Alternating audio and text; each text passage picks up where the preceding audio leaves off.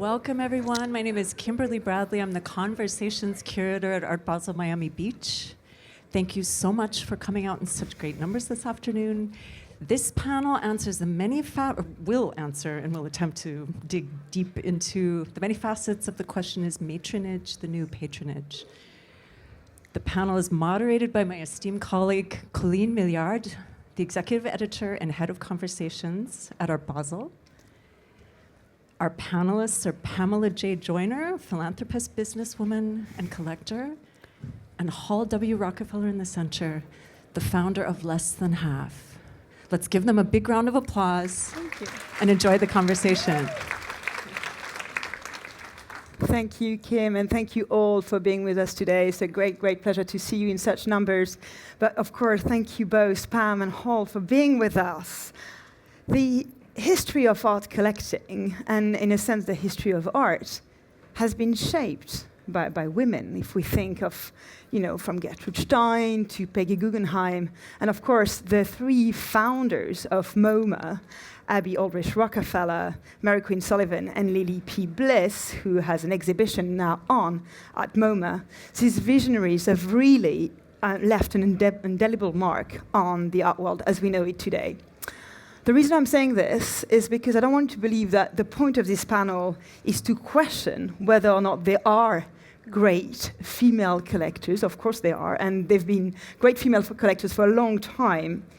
It's also not to make an essentialist distinctions between female and male collectors, or to say that it's a new thing, but it's really conceived as a celebration of womanhood, and as a study to see how the female collectors of today can shape the art history of tomorrow by putting their weight and their resources behind artists who may not have had the opportunities they deserve due to ongoing systemic societal issues, racism and sexism in particular.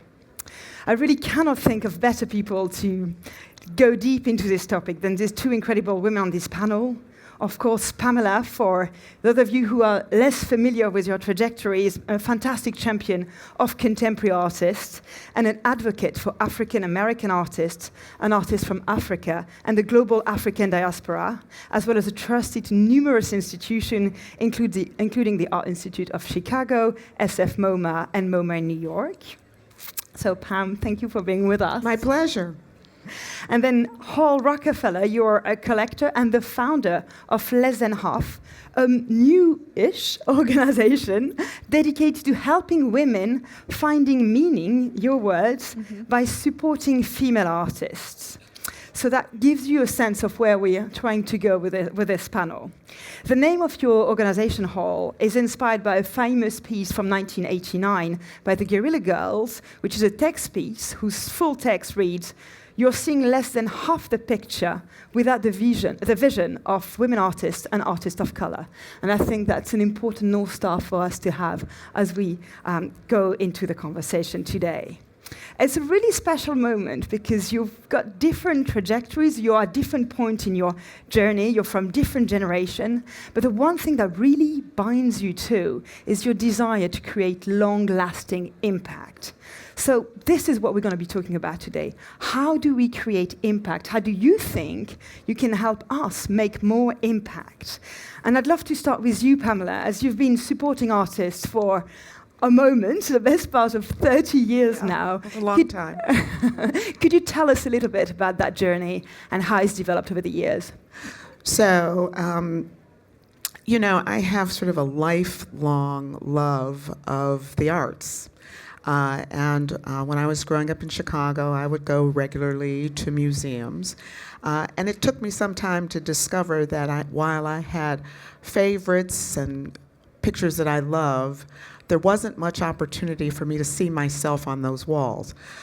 So when I was at Harvard Business School, roll forward, I began to meet mostly scholars, because at that point in time, there weren't many curators or collectors really interested in art of the African diaspora, and there weren't lots of people who were expert, but the experts were the scholars. One I think is sitting in this room, I'll call her out, Deb Willis, of long tenure. And so the people who really shaped the beginning of my journey were the scholars, who pointed me in the direction of doing research and also pointed me to observe the fact that artists of color were not sufficiently in museums, were not represented by galleries, were not collected by mainstream collectors. But that didn't mean there wasn't a lively community of people who appreciated them, because the people who kept that world moving were mostly collectors of color. So people have been asking me, well, why have we not met collectors of color, and why are we not familiar with this 25 years ago? But that whole world did exist. But then we decided that we would go on a mission, which is pretty simple. We're trying to make sure that artists of color are included in the full arc of the full art historical canon, and we've tried to put together a group of tools over the years to make sure that that happens over the long term. So that's a synopsis of the journey. Fantastic. And how much do you think things have changed since you started on that mission? In some ways, things have changed quite a lot. Mm-hmm. And in some ways, things have not changed, or at least I would say we need to be vigilant about making sure that we don't backslide into a more retrograde posture. So on the one hand, in the last 20 or so years, if you look at what museums own, if you look at what museums show, if you look at who makes the decisions, whether it's at the board level, whether it's at the managerial level, whether it's at the curatorial level, that's all changed quite radically. But change can be cyclical. It's not always up and to the right. And so while we've had, at least in the last half dozen years, really quite a lot of inroads, there are these ripplings of asking the question of whether we've gone too far, whether we've not held new narratives to the highest standards. And I would say that we all have an obligation to make sure we don't go back there, but I'm sure you'll have other piercing questions where we can talk about how to prevent the backslide. Indeed. And Hall, you also are very much engaged in that process for women artists. So can you tell us, why did you start Less Than Half? What was the moment which made you think something needs to happen and maybe I can help? Absolutely. Well, I think it's also rooted in scholarship, but maybe the opposite, in the lack of scholarship. When I was an undergrad and in grad school, it became very clear that the canon that I was being taught was almost fully empty of women artists. I remember, because I'm a visual person, very distinctly creating flashcards, and if anyone's an art history student or was one at some point will remember creating flashcards to memorize dates and works of art. And very, very vividly, I can remember the stack of index cards of works by male artists, and then the stack of 5 women artists. So 5% of what we were made to memorize in this foundational Western art history class were women. That was true again in my master's program, where I was studying modern art history from Impressionism to pop art, and we studied one woman, Nikita Sanfal, who is a great artist, but not the best artist of that era, and not certainly the only one worth studying. So that once you start learning the stories of those artists within that time period, all you start to see is that negative space. You see art history for the holes. And I think when we talk about art history, we talk about women in art history, we tend to think, oh, they were on the periphery of something. Here's the picture and they were on the edges. No, they were the center. They were alongside sometimes their husbands, sometimes their lovers, sometimes just their friends. And if you start to look at art history that way, you see it for an incomplete picture that it is, and a picture that's so incomplete that you actually can't make sense of it. It's very clear to me that was a lie by omission, and it needed to be rectified. But so to rectify it, you made a choice, which is maybe not something that would come to everybody. Which is rather than say, well, maybe I'm just going to learn more, which you did, of course, or buy female artists, which you do. You started a movement, right. Matronage. So tell us more about that. Right. So matronage is a philosophy that is at the center of everything that I do, and is especially at the center of my my company, Less Than Half, and the membership group that we've started to build. And it really understands that there's a system that got us to this point. There's a reason that 15% of museum collections, major museum collections in the United States, are women artists. 3% of the auction market, 0.1% is Black American women artists. And a lot of these statistics are coming from the Burns-Halpern report, which is an excellent source. But the system that's got us here is one that we can change with our collecting. And so anything that I teach, very education-based, is with that philosophy at its back, that the status quo can be changed if we go beyond just a monetary exchange in collecting, and we start thinking about how can we support in the long term. Can we support a woman artist when she's just given birth? What are the things that artists truly need? And the way that we learn that is by talking to them. It's interesting because, just to explain for those a bit less familiar, Less Than Half is basically, in essence, a membership program with different tiers, so to speak. Exactly. So you can join and decide that maybe you want to dip a toe and you just want to learn a little bit, and then maybe you want to go a little bit further and have more direct advising from you. So it's this idea of the ripple effect, right? So it's like we start small and then we grow. What's really striking, fundamentally, it's about education. And Pamela, education is your fight. It's something that you absolutely believe in. And you've spoken several times about different approaches that you've had to foster scholarship, to foster curatorial expertise. Could you tell us more about that aspect of your activities? Yeah, so we're interested in supporting that which is permanent. So there's a long list of philanthropic activities in which the collection does not engage. Right. We're primarily interested in making sure we put works on view. So in my association with institutions, we're active donors. I probably have given away 100 works of art in the last 5 years. We encourage museums to collect that which is a void in sort of their canonical lineage. We happen to be interested in primarily in abstraction. We have a big holding of modernist abstraction. This is a place where major museums have lots of male artists, lots of of white artists, and have a void with respect to artists of color. So we've encouraged both just through advocacy and through philanthropy to get museums to be more active in that area. So scholarship and supporting publications is also a permanent asset. Books with searchable ISBN numbers are forever. It is, a foundation that scholars can go back and over the generations and do research.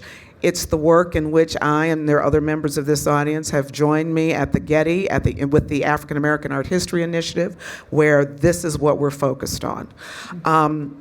And so, in addition, we are trying to create safe spaces so that artists can learn, expand, and explore. And that's the conceptual underpinning of how we've organized our residency, which we started, just under 15 years ago in Northern California, and we've moved it to Nevada. And we accompany that program with exhibitions and installations and public programs, all run by scholars. So that's sort of the smorgasbord of activities in which we're involved to this residency program, you talked about creating a safe space, which is phenomenal, because when artists reach a certain point, they sometimes don't really have the space to experiment, to take risks. And I feel like this is what you're offering them with your residency program. Did you feel like this is what they needed the most at that moment, and how perhaps the mission of the residency has changed? Well, different artists need different things at different moments in time, right? So some people need that, and we do try to design a bespoke experience. So that's one aspect of it. But another aspect of it is that art schools aren't very good at teaching artists how to manage their careers. And we're not art historians, neither myself or my husband. I'm an MBA, not an art historian. So that's a gift I can give, so to speak. And I have a view that in some ways artists are entrepreneurs in charge of their own brands. And they have to decide how they wish to present that aspect of themselves in the world, while they're true to their creative inspirations and inclinations. They also have to take care of the business. And so sometimes in our residency, we spend a lot of time with artists, and they don't have to be bothered with me. They don't have to see me if they don't want to interact. But very often they come to us for that kind of advice. Right. And so one of the things I'd love to see the educational environment do is help artists with that much more. Right. Because there's so many more artists, and the environment is so much more commercial.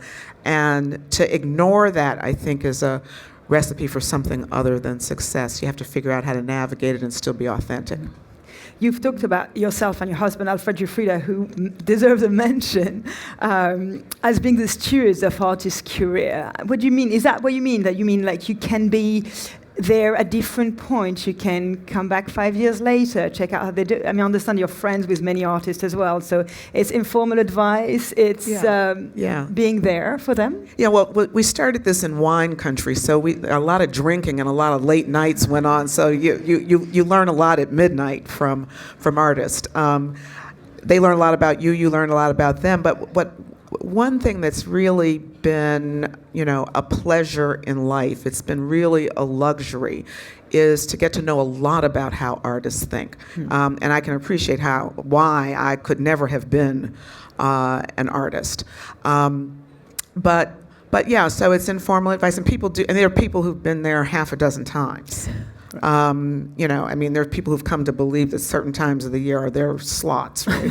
And so it's a luxury and a pleasure, in addition to being rewarding. And we hope they take away something from it as well. So we work pretty hard to make sure that they have takeaways that are meaningful to them. Mm-hmm. This idea of stewardship also really resonates with what you're establishing with Less Than Half. Could you tell us a little bit how that manifests within that network and what you're trying to pass on? Right, absolutely. I think that as we've mentioned several times, education is the centerpiece of what we both do. And when it comes to educating a collector about the work that they're collecting, about the support that they're offering women, it's thinking about, yes, the moment of buying a work or discovering an artist, but we also teach through webinars with art world professionals the sort of nerdier, maybe drier things like appraisals and insurance and shipping and storage, things like that are essential to if these works don't exist into the future, then they won't exist in an art history. So ensuring the preservation of works, but also thinking about how your support can maybe go towards creating a catalog raisonné for an artist. And of course, a catalog raisonné, just all the works that an artist produced during their lifetime, is a great way of establishing authenticity and a market, but also is an essential piece for scholars to go to when doing their research. So that's essential. Thinking about the archive is essential when you're buying a work from a living artist. Yes, everything feels like you have digital text messages and emails, and that feels hard to archive, but really thinking long term about how you can preserve that information so that women artists can have a body of knowledge around them. They can have biographies. number of biographies written about women artists is paltry. There's so few that are written about Black women artists. I think most books that come out every year about women artists of color are written by the artists themselves. So scholarship is so important, and I think that collectors have a direct role in ensuring that that scholarship can happen down the line. What's really interesting in your approach is that you're giving toolkits to the collectors of tomorrow. So you're kind of trying to build this knowledge to not only just, there's not just the sale, the acquisition, there's all this system of care that is necessary to actually progress into the future. But I mean, Pamela, in a sense, you were very equipped because you were an astute businesswoman and you came into the art world with all that incredible business knowledge. I understand that is also influenced or helped you navigate the art world. You told me this morning that you felt that the art world and the finance world are very parallel. Could you expand on that a little bit? Well, they're completely parallel, but I think whatever the business is you're engaged in, every business and every environment and every industry has rules of the game. So you got to figure out the rules of the game, right? And if your objective is if your mission is to make sure that certain artists are canonical, for me, I had to figure out the ingredients were, in order to make sure an artist is canonical, they have to have, curatorial and critical support. So I sought to develop relationships with curators that could help me understand what the ingredients were there. Then they have to be supported by taste-making collectors, and you have to establish a network in that realm. And then finally, I think people it's a funny place or environment to say people give short shrift to the galleries because we're surrounded by 300 galleries or however many people are here at Art Basel, but galleries play an important and a critical role that's separate and apart from the commerce, except that in order to be etched into the canon, artists have to have, and this is a crude way to describe it, they have to have a meaningful place in the distribution system. And there's actually scholarly research that's been done about the networking effect that galleries play in that whole ecosystem. And so you have to figure that out, and then in order to make all of those disparate components work together, it takes a village to support an artist. Then this requires me and other collectors and other players in the ecosystem to have a network of relationships that you can tap as resources as you go through the journey. So that's what I set out to do, and that's how I use the way business people think about the world to create a platform for us to achieve our objectives. You said about the way you run your collection, I have a strategy, I have a budget. I like to run it like you'd expect an MBA to run it. So I wanted to ask you about your KPIs. Right. I think what I've really described is that, right? Just now, what museums are purchasing the artists that I champion, right? But I don't necessarily expect museums to do that on their own. So my philanthropy is designed to help them through that process. Right. But you can't force feed these things on museums. They have to come along with you as allies. Right. In the art world, collectors are very often very proprietary. They don't want to talk about what they're doing because they're afraid that, they'll miss opportunities. I have exactly the opposite approach because I can't buy everything. I wish I could, but I can't. And so I love to share ideas. And what I've learned is when I share my ideas with collectors, they're kind enough to share with me what they're doing, and that leverages my knowledge and my impact. And then, with respect to gallerists, gallerists will introduce you to other gallerists that they collaborate with, and They'll make sure they are the allocators of the masterpieces. So you really need great relationships with the gallerists. And so I work at that. And so any profession requires, you roll up your sleeves, even they're really long, and you put some elbow grease into the thing. Right.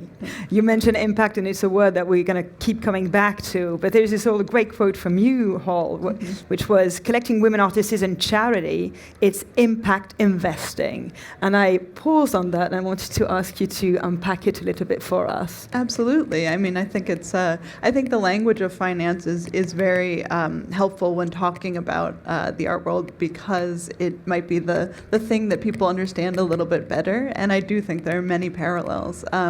But impact investing is something that we understand in 2024 is putting your money behind something that is creating a world that you want to see. You believe in sustainability, so you invest in green energy, in wind and solar. It's the same thing when it comes to art. You want to see a world that honors and celebrates the creativity of people like you, of women, of artists of color, and you put your money where your mouth is. But there's also a very important piece of that, which is that you're expecting some sort of return. The market is something we can't ignore, and I think that if you're paying attention, you see that the value of women artists is rising. It's not reached the level of their true art historical value, but it's a exciting time to be investing in women artists, because you see that their value is rising in all ways. And then the last piece that I think is really essential about that quote is the first piece about charity. I think that sort of societally, we are conditioned to think of women's labor as being something that is given for free or without a salary. I think that's true when it comes to maternal labor. Taking care of aging parents is another aspect that is disproportionately falls on women artists too, of course, and philanthropy. I think we expect women to freely give their time, their money, without expecting anything in return. And those jobs and those actions are essential to our world, but women can also participate in the market. Women can also be part of the economy in a very tangible way. And I think that that's what I try to do with teaching the matrons of the arts, as I call them, that they can be within the market, shaping the market, moving the market forward, and creating value in the sort of most fundamental form. They can be the change that they want to see in the world. Exactly. And I think that's very much what right. you share. Anything that you would have, perhaps Pamela, anything that you would have wished you'd known before, kind of retrospectively? Yes. I had a sort of wayfind when I first started collecting, because there just wasn't a lot of infrastructure around what it is I thought was essential to collect, and the change that I thought was important to make, really as a matter of social justice. But what I really wish I knew was how important curatorial relationships are. Curators ultimately are the arbiters, and they determine over the very long term who has value in the ecosystem. So I've been really, really fortunate. I kind of tripped into working with some of the most brilliant curators of this generation. But if I had known how important their role is in helping me make selections, in lifting artists to a level of visibility, in helping with lateral conversations and intersections with other artists, I would have focused more keenly earlier on curatorial relationships, but I'm lucky because I have lots of great ones anyway. Thank you. Hall, what about yourself? Anything that you wish you'd found out earlier? I think that no one is born knowing these things. No one is born able to navigate the art world, able to ask a price without being a little bit trepidatious at the very beginning. I think that I, too, am learning. The art world is a largely opaque system, and every day I learn something new, and that no one needs to know everything. No one needs to be embarrassed. That the most important thing is to learn on the job. To learn on the job. So could we talk now a little bit about your personal involvement in contemporary art? Because you're also a collector yourself. So could you tell us about your own personal journey, kind of on the side from less than half? Yeah, I'm sure, certainly. I think that a lot of the investing in art and artists that I've done is primarily through investing in my business and myself as an entrepreneur, but I do buy work myself, mostly emerging artists who don't have gallery representation yet, but I really like helping them get gallery representation. And then my other approach to collecting is very much reading between the lines of art history. I think that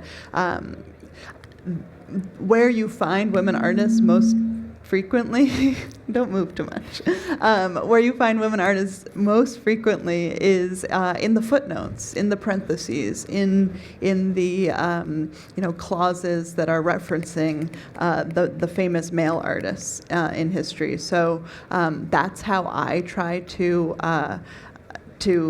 collect, to find those voices that are so full and so developed, but are almost whispered in the art history textbooks. The canon as it exists. Yeah, exactly. Of course, art collecting and philanthropy runs very deep in your own family. How much has this been an inspiration, or maybe something that you had to navigate and kind of come to terms with before you could carve your own path? Right. No, of course, it's a magnificent legacy, and one that inspires me. But of course, it is essential for anybody to create their own self within the context of their family. And I think that the philanthropic legacy of the Rockefellers is one that really does think systematically. They think many of the causes that the 6 generations of my family before me championed were, and the methods that they used were about attacking root causes, making sure that the thing that started the problem was solved rather than the symptoms of the problem. And that's very much the structure of Less Than Half, of the matronage movement. So in that way, it is very much an inspiration. And of course, a figure that has been a particular inspiration for you, and also an inspiration for you, Pamela. We talked about her quite a bit already in our preparation, is your great-great-grandmother, Abby Aldrich Rockefeller, one of the 3 co-founders of MoMA, who are finally, after almost 100 years, getting their dues, but we understand that it's a process rather than something which is fully acknowledged to the way it should be. Could you talk to us about your relationship to that figure in your own personal development? Absolutely. Of course, I never knew her. She died in the 1940s, but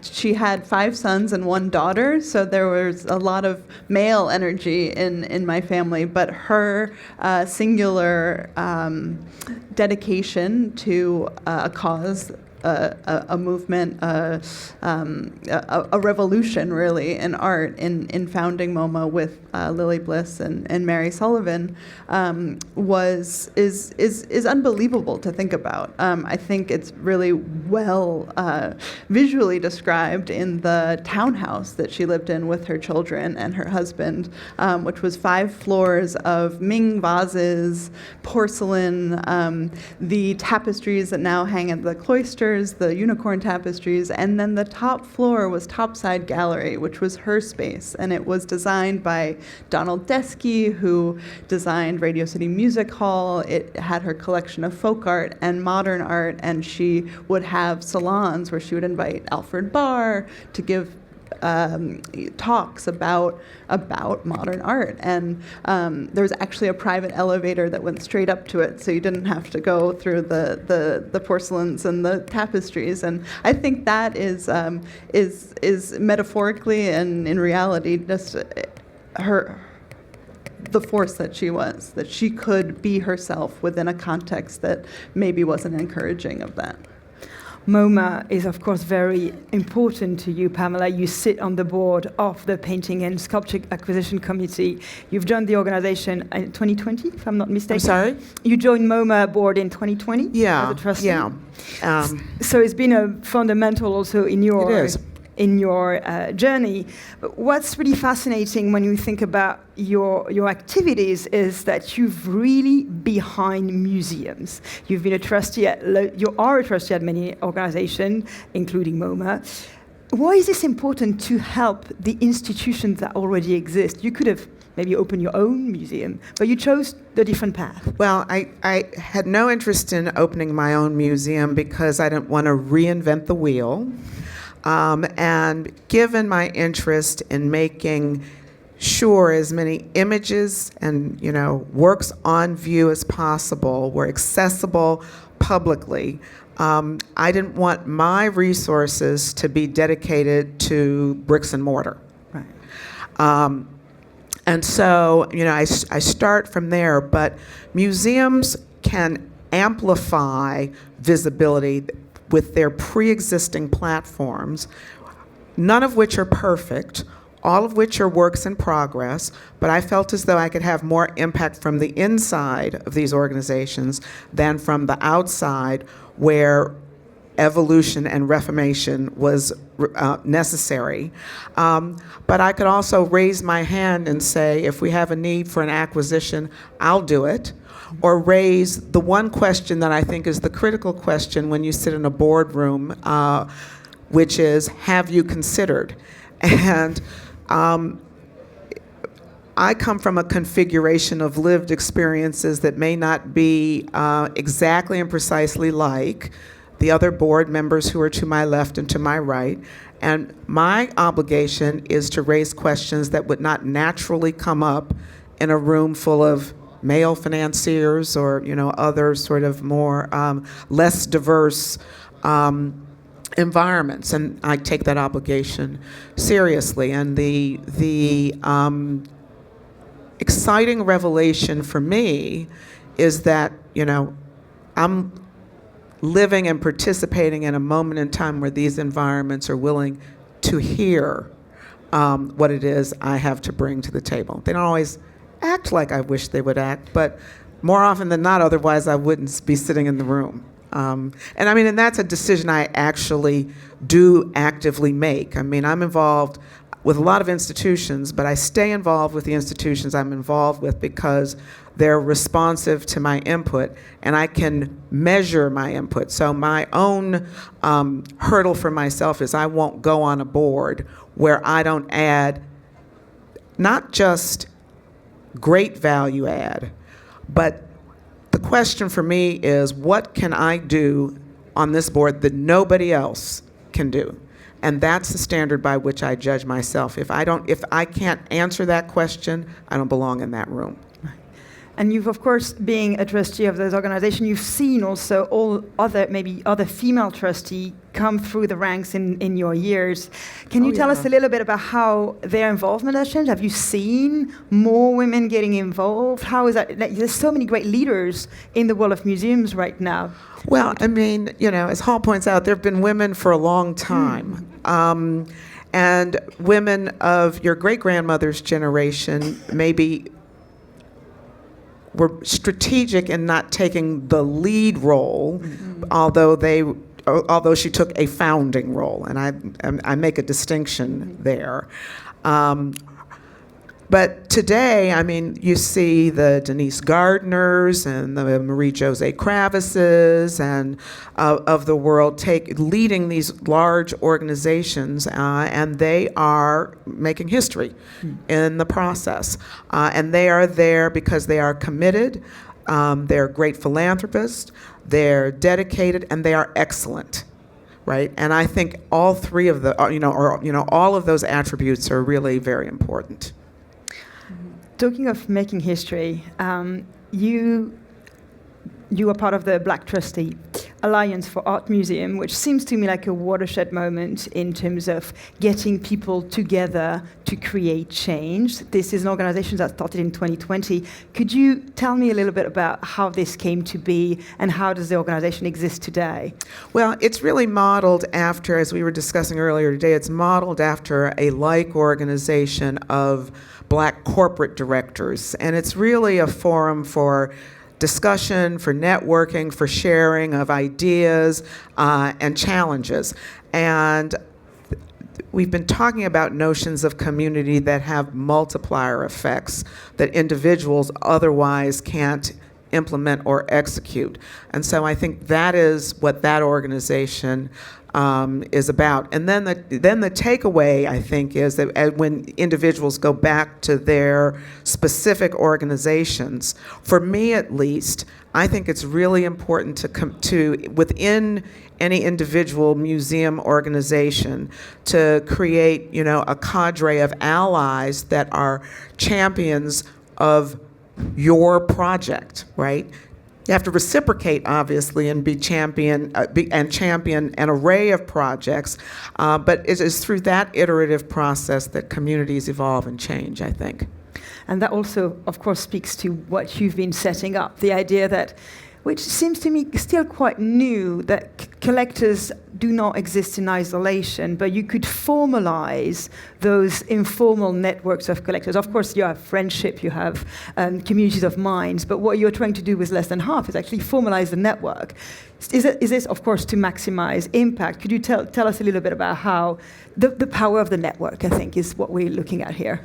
Yes, absolutely. I think that it is maybe the theme of our talk right now is that community and connection and sharing of knowledge is what creates change. And I considered, when thinking about how do you move the needle on representation, could I advise 15 women to create great collections of women artists? And I thought that was too limited in its scope, that there's a need for something much, much bigger than that.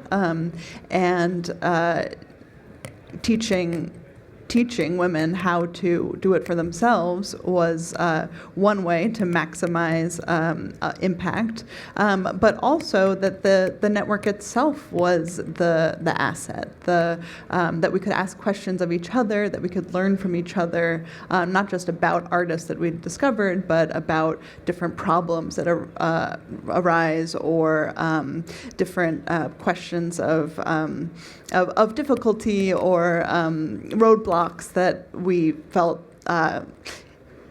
needed to be discussed, and so often we, as women, run into problems and think that those are our singular experiences, and it's only when we voice them that we realize that there's actually a pattern. And once you see a pattern, change is much, much easier, because usually there's a tool or a strategy to dismantle that. Mm.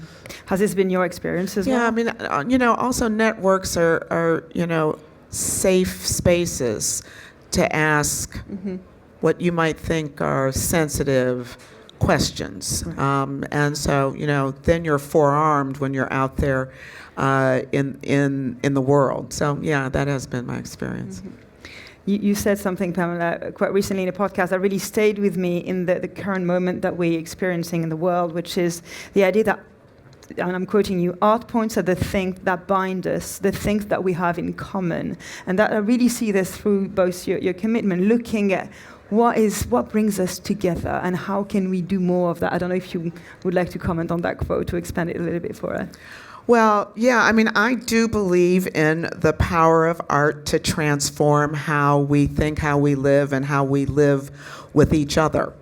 And the more we can see art in common, not just as art by women, art by people of color, art by, guys in Western Europe, then this creates a forum for collaboration and something I enjoy in particular about working on the MoMA board is that MoMA's now coming up on nearly 100 years old, being 100 years old, and people do work together for the collective.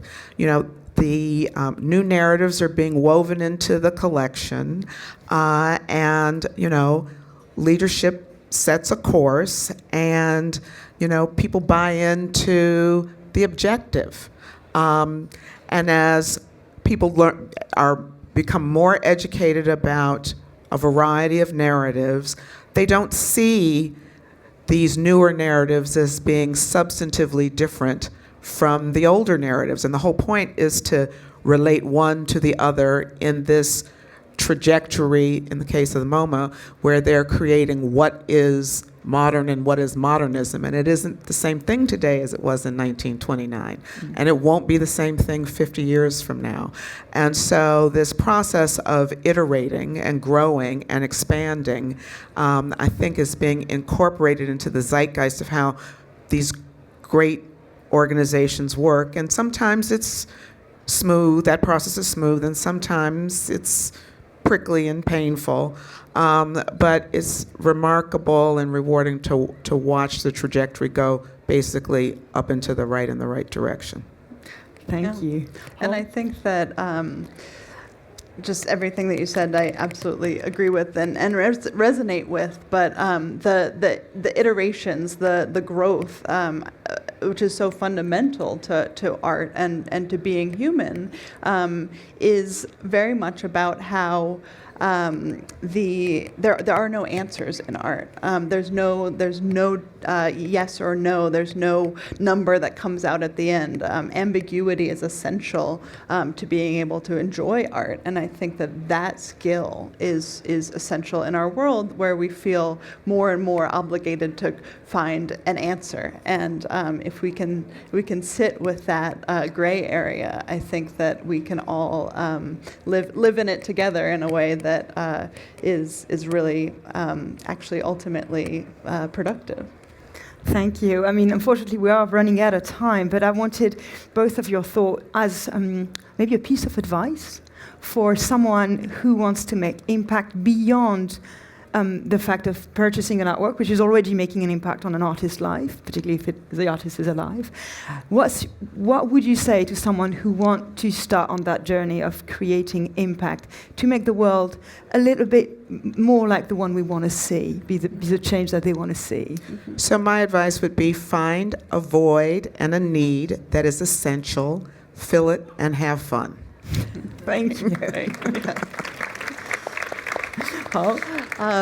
My advice is to talk directly to artists and find what they need, I think very similarly. And if you have an expertise that is out of art, if it is you're a lawyer, a doctor, artists are fundamentally human beings, and you can offer your help in whatever aspect of whatever aspect. Thank you. So listen, share, and have fun. That's a great way to finish. Thank you all for being here. In half an hour, we'll have another panel on the effect of the great wealth transfer, so come back, and thank you for being here.